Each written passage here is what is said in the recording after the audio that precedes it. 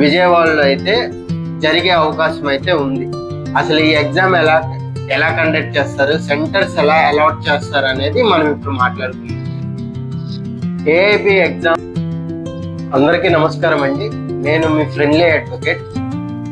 ఇప్పుడు నేను చెప్తున్న టాపిక్ ఏంటంటే, చాలా మంది అడుగుతున్నారు విజయవాడ సెంటర్ ఉందా లేదా, లేకపోతే వైజాగ్ వచ్చేసి మనకి ఏ కాలేజీ పడుతుంది, తిరుపతి వచ్చేసి ఏ కాలేజీ పడుతుంది, అసలు విజయవాడ సెంటర్ ఉందా లేదా, విశాఖపట్నం సెంటర్ ఉందా లేదా, లేకపోతే మనకి తిరుపతికి సెంటర్ ఉందా లేదా, ఇవన్నీ మీరు అడుగుతున్నారు.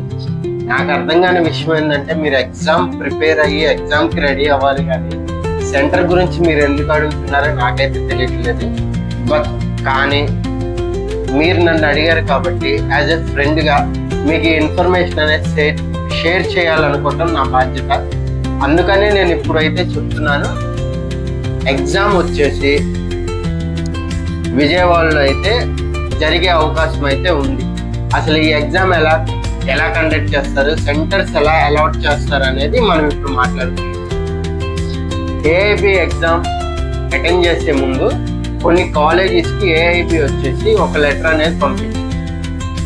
కొన్ని కాలేజెస్ ఏవైతే ఉన్నాయో ఆ కాలేజెస్ మా ఎగ్జామ్ సెంటర్లో మీరు ఎగ్జామ్ పెట్టుకోండి అని వీళ్ళు అప్లికేషన్స్ అనేవి పెట్టుకుంటారు.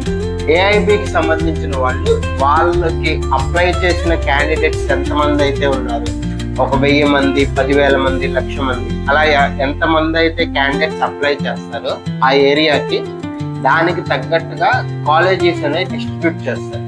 ఫర్ ఎగ్జాంపుల్ మీకు ఎలా చెప్పాలి అంటే, ఇప్పుడు నాకు కాలేజ్ ఉంది, నా కాలేజీ కెపాసిటీ వచ్చేసి 2,000 మంది. ఒకవేళ విజయవాడలో 2,000 మంది అప్లై చేసుకుంటే నా కాలేజీ తీసుకుంటారు. ఒకవేళ 4,000 మంది, 5,000 మంది అప్లై చేసుకుంటే నా కాలేజీ తీసుకొని, నాతో పాటు విజయవాడలో ఏఐబికి అప్లై చేసుకున్న కాలేజెస్ లిస్ట్ ఇంకా ఏమున్నాయి అని చూసుకొని, ఒకవేళ 3,000 కెపాసిటీ ఉన్న కాలేజీ ఏదైనా ఉంటే మిగతా 3,000 మందిని, 2,000 మందిని అటు పంపిస్తారు.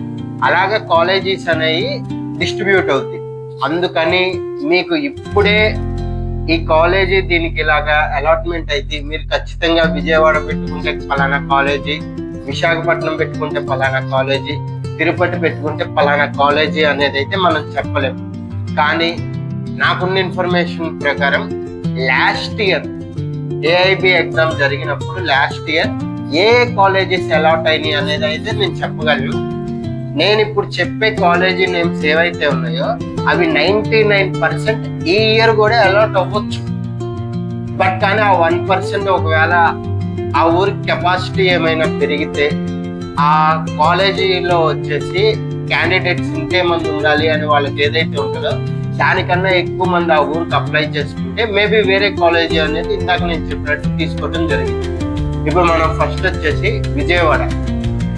విజయవాడలో వచ్చేసి జనరల్గా 3 కాలేజెస్ అయితే తీసుకుంటారు. ఆ 3 కాలేజెస్ నేమ్స్ అయితే నేను కాలేజీ నేమ్ అయితే నేను చెప్పలేను, కానీ ఒకటి వచ్చేసి బందర్ రోడ్లో ఉంటుంది, ఇంకోటి వచ్చేసి మనకి చేపల మార్కెట్ ఉంటుంది విజయవాడలో. మీకు ఇంకా చెప్పాలి అంటే Bandar road Nalanda college, and అలాగే వచ్చేసి ప్రభాస్ కాలేజీ ఉంటుంది, అండ్ ఒక బీటెక్ ఇంజనీరింగ్ కాలేజీ ఒకటి. ఈ 3 కాలేజీస్ వచ్చేసి లాస్ట్ ఇయర్ అలాట్ చేశారు.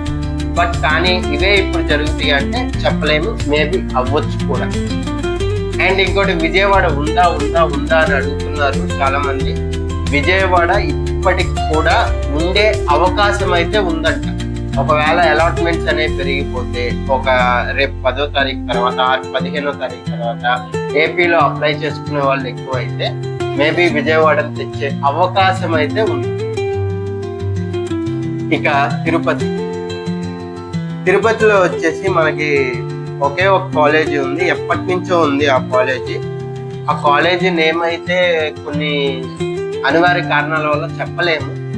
ఆ కాలేజీ వచ్చేసి తిరుపతి నుంచి రేణిగుంట వెళ్ళే దారిలో, రేణిగుంటకు ఒక 5-7 కిలోమీటర్స్ దూరంగా ఉంటుంది. అంటే తిరుపతి నుంచి రేణిగుంట ఒక 5 కిలోమీటర్స్. మనకి రేణిగుంట దగ్గరలో ఉంటుంది ఆ కాలేజీ.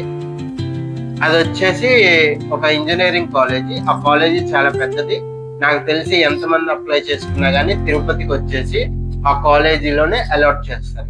ఇక వైజాగ్ వచ్చేసి కాలేజీ అయితే కాదు, అది యూనివర్సిటీ, ప్రైవేట్ యూనివర్సిటీ. ఆ ప్రైవేట్ యూనివర్సిటీలోనే లాస్ట్ ఇయర్ జరిగింది, ఈ ఇయర్ కూడా జరగవచ్చు. నేను కాలేజీ నేమ్స్ ఎందుకు చెప్పట్లేదు అంటే, మేబీ ఆ కాలేజీ నేమ్స్ బయట పెట్టి మేబీ అక్కడ ఏదైనా అయ్యే అవకాశాలు, అంటే యాజ్ ఏ లీగల్ గా, యాజ్ ఏ స్టూడెంట్ గా మీరు ఇంకా లా ఫీల్డ్ లో రాలేదు కాబట్టి మీకు ఈ చిన్న చిన్న విషయాలు తెలియదు. బట్ కానీ నేను చెప్పకూడదు. విశాఖపట్నానికి వచ్చేసి ఒక ప్రైవేట్ యూనివర్సిటీ అయితే లాస్ట్ కొన్ని సంవత్సరాలుగా చేస్తుంది. ఆ ప్రైవేట్ యూనివర్సిటీ వచ్చేసి రిషికొండ దగ్గర ఉంది. రిషికొండ దగ్గర ఉన్నదే ఒక కాలేజీ, ఆ కాలేజీ కూడా ఒక యూనివర్సిటీ అని చెప్తున్నాను. ఇక మీరు అదేంటి అనేది, తిరుపతి దగ్గర ఉన్న ఇంజనీరింగ్ కాలేజీ ఏంటి అనేది కింద కామెంట్ చేయండి, నేను చెప్పకూడదు. వైజాగ్ లో ఉన్న రిషికొండ దగ్గర ఉన్న యూనివర్సిటీ ఏంటి, ఆ కాలేజీ ఏంటి అనేది మీరు కామెంట్ చేయండి, కామెంట్ లో నేను చూస్తాను. అండ్ విజయవాడ వచ్చేసి అంత పెద్ద కాలేజెస్ అవి ఉన్నా కానీ నాకు తెలిసినంత వరకు విజయవాడలో వచ్చేసి 2-3 కాలేజెస్ అనేవి తీసుకుంటున్నాయి. ఒకటి బందర్ రోడ్ లో ఉంటుంది, ఇంకోటి వచ్చేసి వేరే ఏరియాలో ఉంటుంది, ఇంకోటి వచ్చేసి బీటెక్ కి ఇంజనీరింగ్ సంబంధించిన కాలేజీ. 3 కాలేజీలు అయితే కనుక లాస్ట్ ఇయర్ విజయవాడలో తీసుకోవడం జరిగింది. ఇప్పుడు ఎన్ని తీసుకుంటారు అనేది వాళ్ళ మీద డిపెండ్ అయి ఉంటుంది. ఇది ఫుల్ డీటెయిల్స్. అయితే మీకు ఒకవేళ ఈ ఇన్ఫర్మేషన్ కనుక యూజ్ అవుతుంది అని మీరు నేను కాలేజెస్ నేను చెప్పలేను, నాకు తెలుసు, బట్ కానీ మీకు హింట్ అయితే ఇచ్చాను. మీరు కింద కామెంట్ చేయండి. మీకు ఈ ఇన్ఫర్మేషన్ కనుక మీకు యూజ్ అయింది అని మీరు అనుకుంటే నా ఛానల్ని సబ్స్క్రైబ్ చేయండి. అండ్ అలాగే ఈ వీడియోని షేర్ చేసి లైక్ చేయండి, చాలా ఎక్కువ మందికి యూజ్ అవుతుంది. అండ్ రేపు వచ్చేసి మనకి ఏపీకి సంబంధించిన బుక్స్ కూడా వస్తున్నాయి, తెప్పిస్తున్నాను. మీరు ఎగ్జామ్ ఎలా ప్రిపేర్ అవ్వాలి, బుక్స్ ఎలా చదవాలి, మీరు డెఫినెట్గా ఎలా పాస్ అవ్వాలంటే తీసుకోవాల్సిన 3 స్టెప్స్ ఏంటి అనేది ఒక స్టెప్ అయితే చెప్పేశాను. ఆ 7 సబ్జెక్ట్స్ అయితే మీరు ఖచ్చితంగా పాస్ అవ్వాలి. ఆ 7 సబ్జెక్ట్స్ కి సంబంధించి వీడియో కూడా నేను మీకు ఆల్రెడీ ఇచ్చాను. ఆ 7 సబ్జెక్ట్స్ తో పాటు మిగతా ఉన్న 2 కీ పాయింట్స్ ఏవైతే ఉన్నాయో అవి మేము మీకు ముందు వచ్చే వీడియోలలో చెప్తాను. అందరికీ నమస్కారం, ధన్యవాదాలు.